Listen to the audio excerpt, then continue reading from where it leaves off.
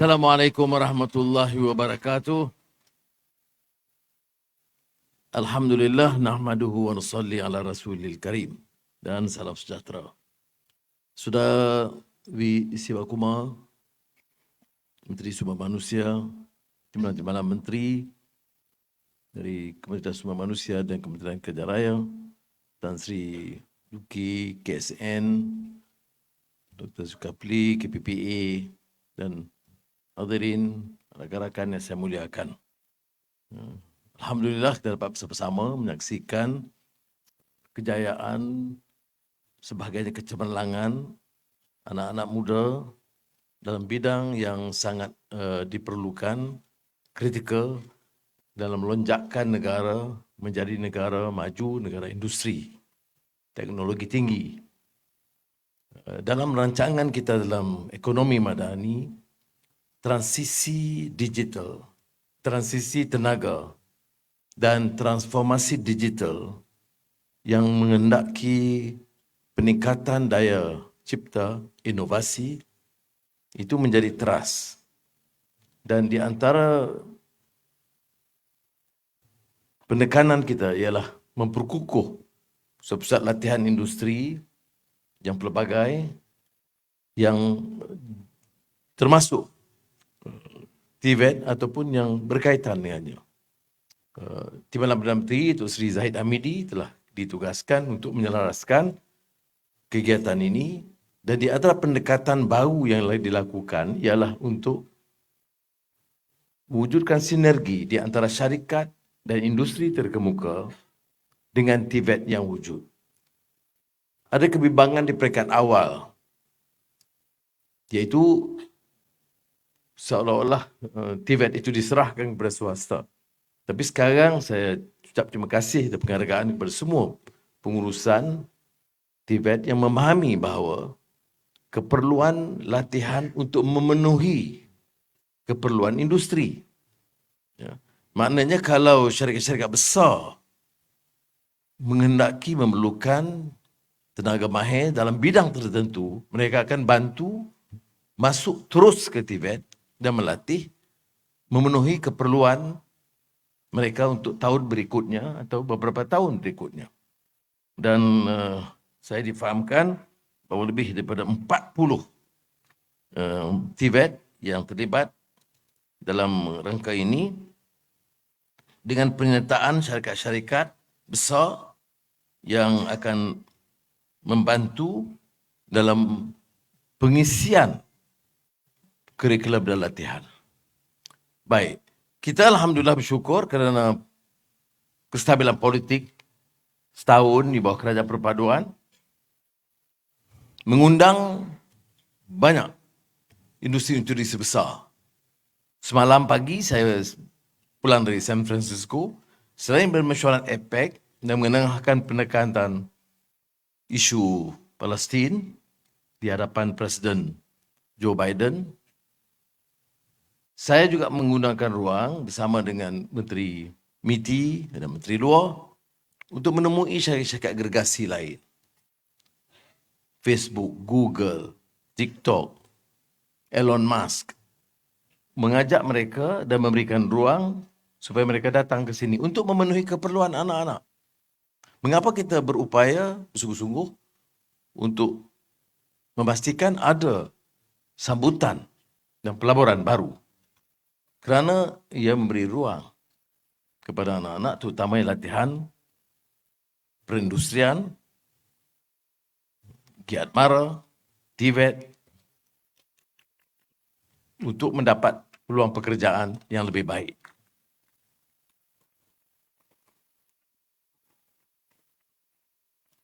Dan ini terakam dalam Pelan Induk Perindustrian. Ya. Baik. Apakah pandangan yang mereka sampaikan kepada kita? Umumnya syarikat-syarikat ini termasuk Infineon. Infineon ini syarikat gergasi yang menyiapkan chip komputer di Jerman yang agak besar. Mereka telah memutuskan beberapa bulan yang lalu untuk melabur 25 bilion ringgit di Malaysia. Ini pelaburan terbesar Infineon luar dari Jerman.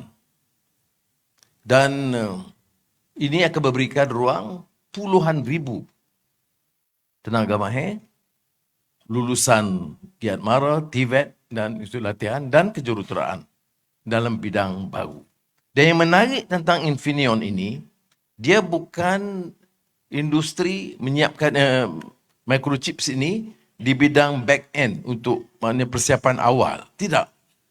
Dalam keputusan mereka yang baru ini ialah front end. Maknanya peringkat teknologi canggih, sophisticated dan tinggi. Bila mereka datang kemari dan saya tanya pandangan mereka, saya tanya juga Geely Proton yang memutuskan untuk menjadikan Tanjung Malim sebagai automotive city yang baru dengan suatu pelaburan besar, terbesar Geely luar daripada negara China dengan unjuran pengeluaran kenderaan hampir 500,000 juta, mulanya hybrid, kemudian EV. Saya tanya Elon Musk yang telah menyiapkan pejabat di Cyberjaya untuk rantau ini, Tesla, dan tentunya dia ada lagi Starlink dan SpaceX.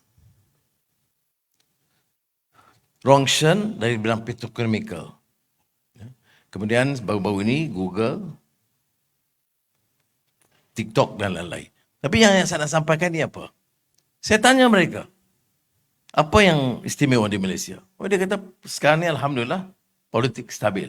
Ialah orang politik bising-bising di parlimen itu biasalah ya. Tapi politik stabil. Orang yang nak mengidam, nak ambil alih kerajaan tu agak susah lah sikit sekarang ni. Dan politik stabil itu membantu, memberi keyakinan kepada mereka. Tetapi bukan itu saja. Dia lihat ada dasar yang jelas. Ya, yang disebut clarity of policies. Ya, maknanya dia tahu, dia datang sini, ini dasar ekonominya, ini dasar perindustrian, ini dia ekonomi madani, ini transisi tenaga, sekarang renewable energy, hijau, ini umpamanya, saya sebut tadi, transformasi digital. Jadi dia tahu. Dan ini membantu. Dia datang kemari. Dan saya syukur Alhamdulillah kerana Malaysia ini menjadi perhatian semula setelah ketinggalan beberapa lama. Ini bukan saja kerana pimpinan politik. Ini yang saya nak tekankan. Kerana umumnya tanpa kecuali, baik Geely, baik Infineon, baik Google, baik Elon Musk, mereka menyatakan kepada saya, dia kata, Prime Minister, we are happy and satisfied with the quality of your workers and your professionals and technocrats.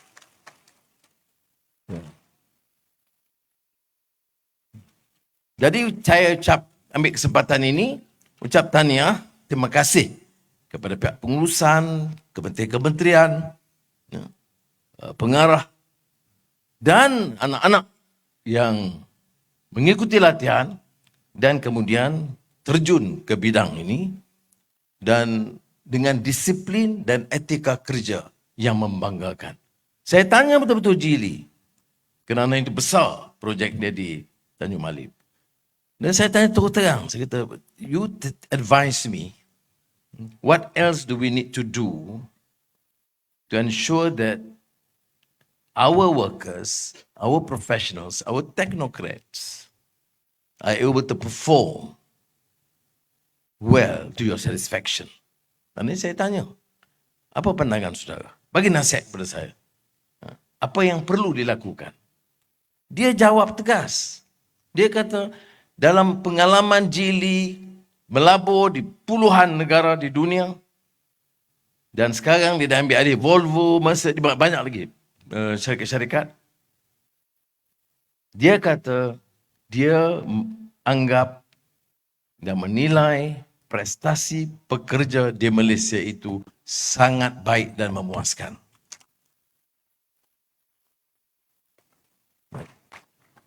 Masalahnya satu saja, yaitu tahap kemahiran tinggi itu kadang-kadang ada kekurangan. Maka Geely telah menyediakan 300 tempat bagi jurutera dan lulusan TVET dan institut latihan dan GATMARA. Dipilih nanti 300 orang dibawa ke universiti dia di negara China untuk memenuhi keperluan itu. Ya. Yang lain-lain sebut begitu juga. Kalau di bidang IT masih ada kekurangan. Dalam bidang otomobil ada sedikit kekurangan. Itu peringkat niche yang disebut yang tertinggi, yang sophisticated. Nah, ini cabaran bagi kita. Berapa belanja 1 tahun untuk TVET dan latihan-latihan begini? 6,8 bilion ringgit. Bukan kecil, saudara. Untuk keperluan anak-anak kita, menjamin pekerjaan masa depan, kita tambah dan perbelanjaan itu 6,8 bilion ringgit. Ini tak termasuk Kementerian Pendidikan tinggi. Jumlahnya terlalu besar. Sebab itu saya minta TPM Tun Sri Zahid untuk mempengerusikan Jadualkuasa Kabinet, bantu supaya kita manfaatkan sepenuhnya. Dan saya perlu kerjasama rakan-rakan, terutama pihak pengurusan, menerima kenyataan. Sementara tahap dan profesionalisme pekerja, tenaga kerja kita itu baik, kita pergi isi satu tingkat kemahiran yang masih belum kita penuhi.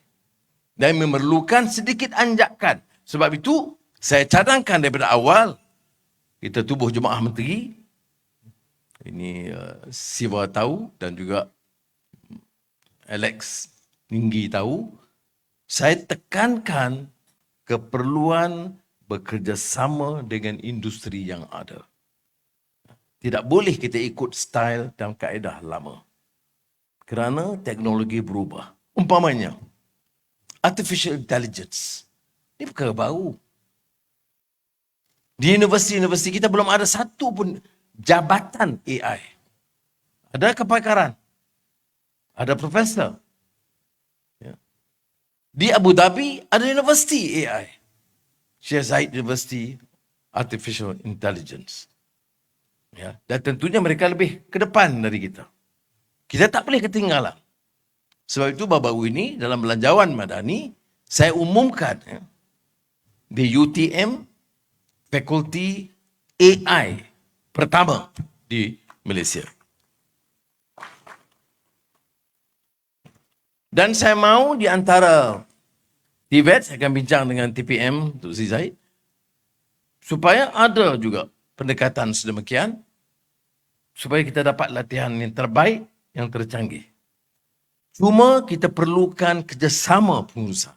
Jangan ada keengganan untuk menerima perubahan ini. Ini feedback, input. Kita latih untuk apa? Untuk anak-anak kita. Untuk apa? Untuk mendapat pekerjaan. Pekerjaan bagaimana? Yang terbaik. Supaya gajinya jangan sekat RM2,000.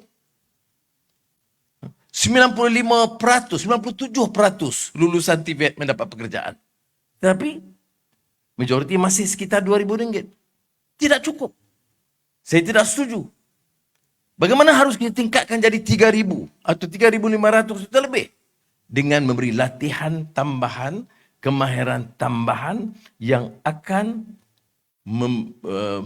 membolehkan mereka mendapat pendapatan yang lebih tinggi. Pihak pengurusan, pengarah di TVET dan Institut Latihan harus terima kenyataan ini. Bahawa mereka berjaya setakat ini, disiplinnya, teknologinya, tetapi masih ada penambahan yang diperlukan. Kalau katakan soal peruntukan kerajaan, saya dah jawab tadi, 68 bilion ringgit dan pening Menteri Keuangan nak cari wang lagi. Jadi kita kena gunakan semaksimal. Ada institut latihan dan TVET yang tenaga pelajarnya hanya sekadar 50%. Jadi kita harus ada sedikit penyesuaian ini, nak digabungkan dan lain-lain, dan untuk pada paham saya beritahu tadi Tan Sri KSN, supaya dapat kita menyegerakan langkah ini. Ya, kita sudah 1 tahun berlalu, kita buat beberapa perubahan dan dengan politik yang stabil ini, saya jangka untuk tahun berikut kita akan lebih agresif, lebih tegas membawa perubahan dan anjakan yang diperlukan, bukan saja untuk menyelamatkan negara, tapi mengangkat martabat Malaysia sebagai negara hebat di rantau ini.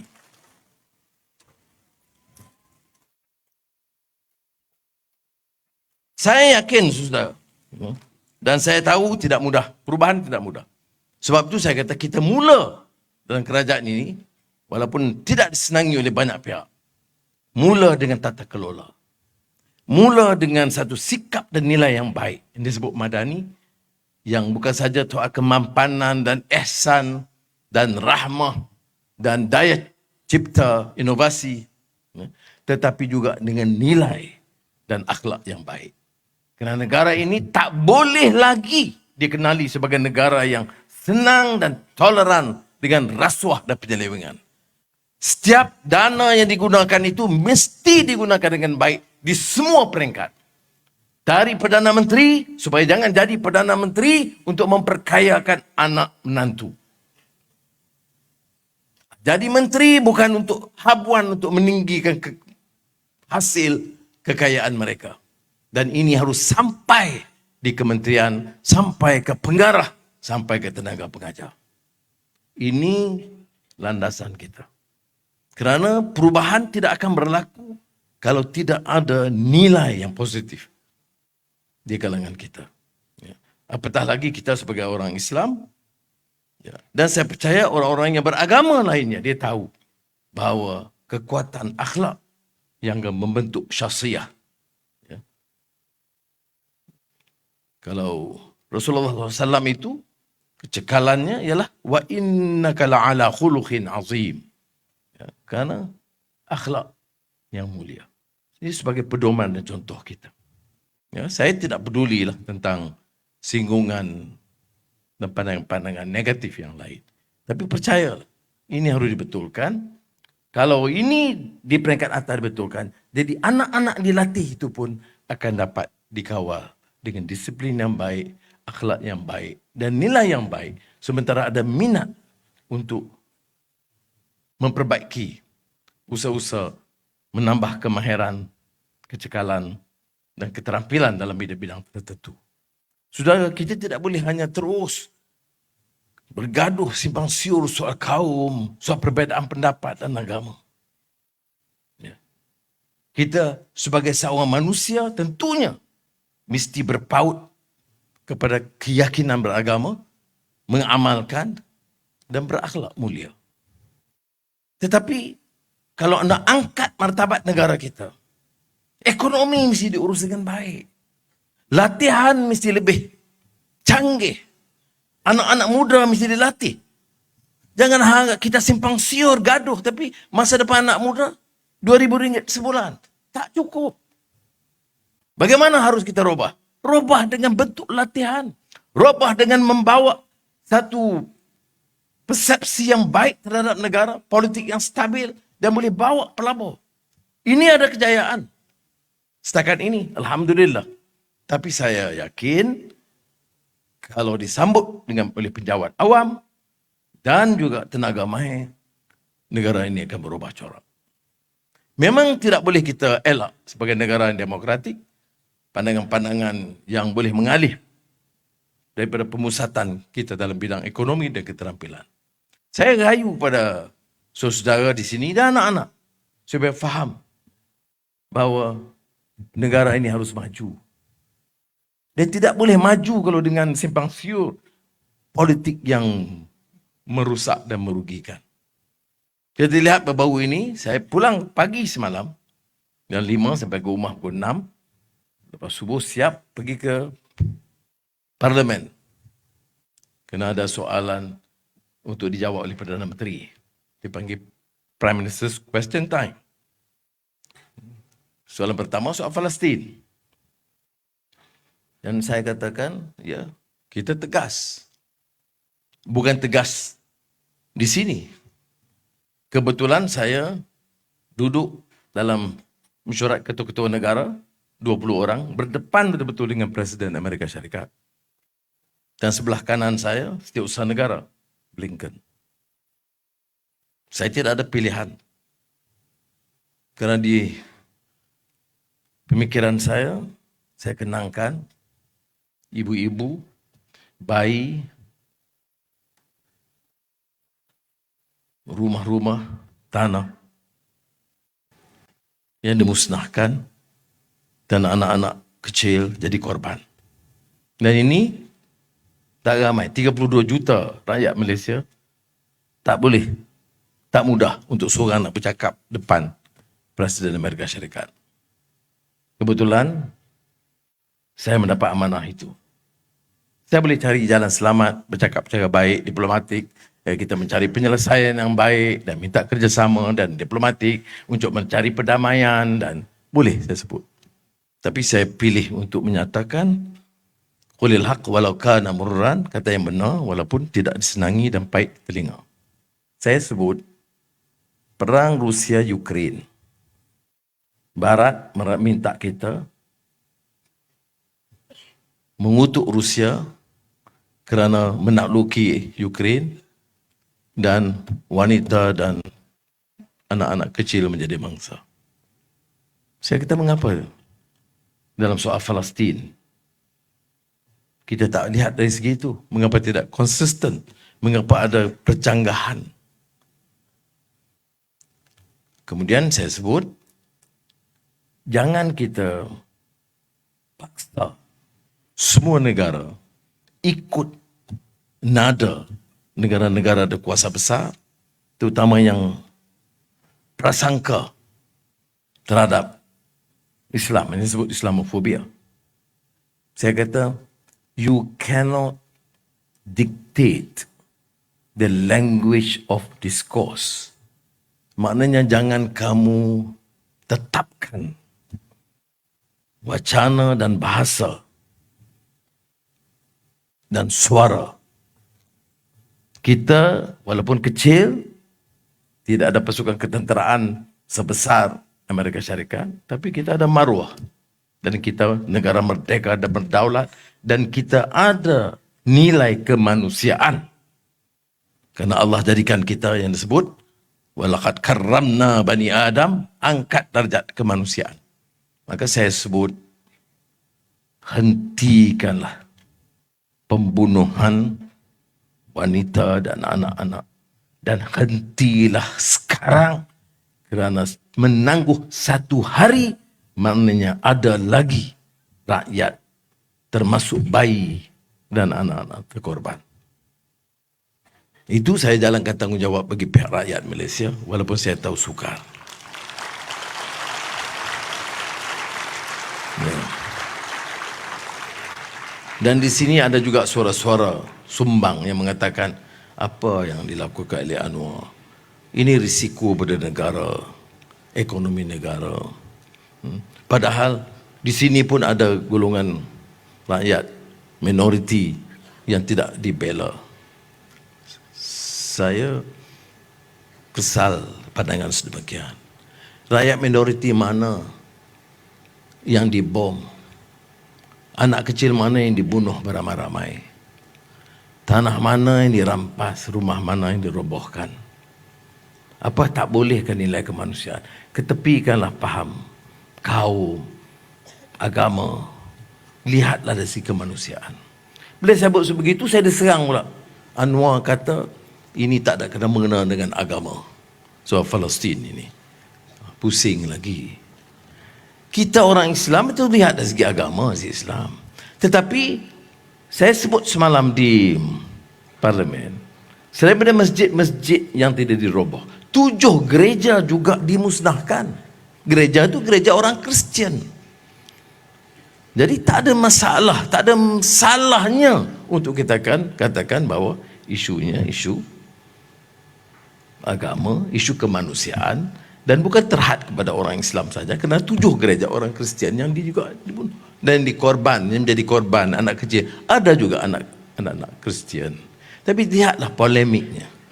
Pergi ke kampung-kampung, bukan saya nak minta terima kasih, tapi saudara, tak ramailah. Saudara, saya boleh bersyarah kencang di sini, di ruang mereka sebagai tamu. Saya tamu kepada Presiden Biden. di APEC, di depan dia. Kebetulan kerusi saya itu betul-betul berdepan dia. Untuk mencari kekuatan, untuk menyatakan yang hak bagi pihak rakyat, itu tidak mudah. Tapi saya bersyukur, alhamdulillah kita lakukan. Kalau tak terima kasih pun, janganlah kutuk lagi. Itu yang pertama. Yang keduanya, kita guna ruang, walaupun saya sebut begitu, dia tidak mengganggu keputusan Google, keputusan TikTok, keputusan Elon Musk untuk melabur di Malaysia. Itu yang syarikat dari Amerika. Termasuk GIP, satu syarikat yang mengurus pelabuhan di antara terbesar di dunia, yang telah juga memutuskan untuk bersama-sama mengambil equity untuk membesarkan pelabuhan-pelabuhan di negara kita, termasuk PTP, Pelabuhan Pengerang. Pelabuhan apa? Yang PTP? Tanjung Pelepas. Lupa. Baik. Jadi, alhamdulillah. Saya program begitu sebab apa? Sementara kita harus tegas, ekonomi mesti diselamatkan. Anak-anak muda mesti dapat pekerjaan. Jangan kita umpamanya pakai nak perang panas kita, tetapi anak-anak muda tak terjamin masa depan mereka. Jadi saya kena jaga pertimbangan ini. Jadi saya harap kita faham. Isu soalan yang kedua di Parlimen semalam ialah soalan mengenai keputusan Mahkamah Persekutuan. Kerajaan Negeri Kelantan, Dewan Undangan Negeri Kelantan buat beberapa pindaan untuk meningkatkan hukum Islam, ya, mengangkat peranan Mahkamah Syariah. Dicabar oleh peguam yang menjadi ahli kepada Muafakat Nasional. Bila dicabar? Tahun 2022. Bukan Anwar Ibrahim Perdana Menteri masa itu. Sebelum itu, Selangor telah buat beberapa pindaan, dicabar di Mahkamah Persekutuan, dan Mahkamah Persekutuan memutuskan pindaan itu tak bertentangan dengan perlembagaan negara. Saudara, Mahkamah Persekutuan tidak memutuskan untuk menolak syariah. Dia menolak dari segi prosedur.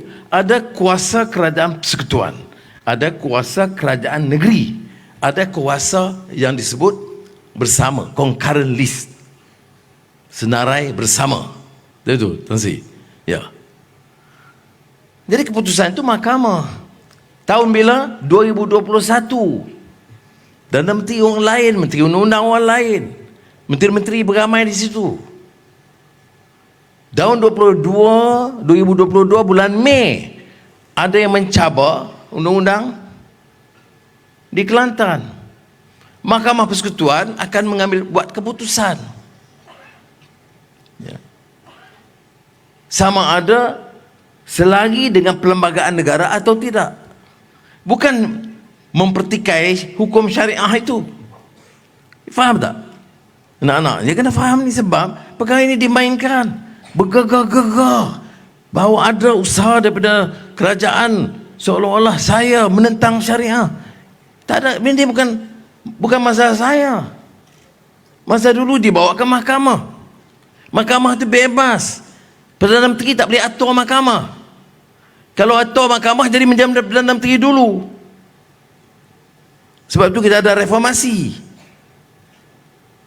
Baik. Apa keputusan mahkamah? Saya tidak tahu. Kalau keputusan mahkamah kata bertentangan seperti mana yang berlaku di Selangor.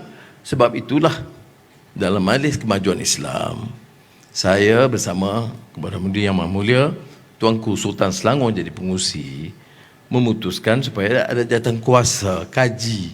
Kita boleh pindah perlembagaan itu. Jadi itu yang dilakukan. Tetapi yang sampai di bawah ini ialah kita ini mungkin kerana pengaruh di AP, orang macam Siva Kumar ni menentang syariat Islam. Tak ada. Saya nak jelaskan ini, orang kata jangan saya salah guna tempat. Tidak.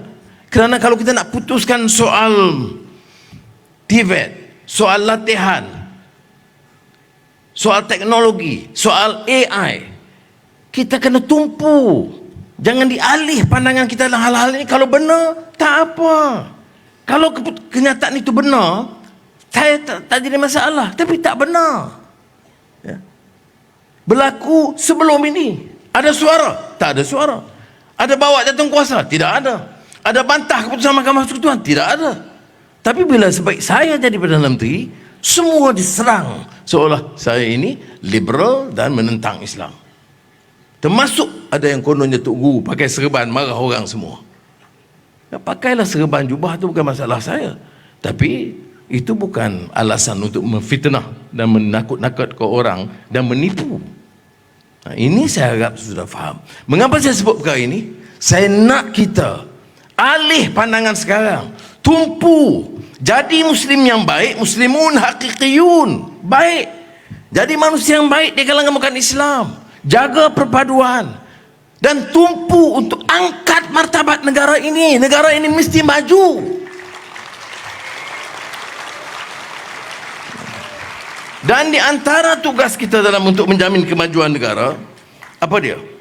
Ialah untuk meningkatkan usaha dalam bidang kemahiran, dalam bidang TVET, dalam bidang teknologi, dalam bidang AI. Dan ini memerlukan fokus utama.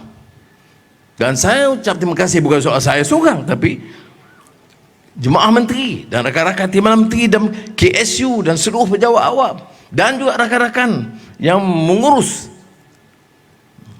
pelbagai institut latihan dan kemahiran dan TVET untuk menjamin masa depan yang lebih gemilang. Kita boleh diberi nasihat dan teguran dan perbaiki. Dan insya-Allah dengan kesempatan pada hari ini, saya harap anak-anak terutamanya faham dan jangan diheret untuk membicarakan hal-hal yang merugikan kita. Tugas kita jaga agama kita, akhlak kita, nilai kita, tetapi tahu bahawa untuk maju di negara ini kita mesti tingkat keupayaan kita dalam bidang teknologi baru ini. Jadi dengan itu, dengan lafaz Bismillahirrahmanirrahim, saya resmikan Majlis Anugerah Tangan Emas Perdana Menteri dan Anugerah Tokoh Mahir 2023. Assalamualaikum warahmatullahi wabarakatuh.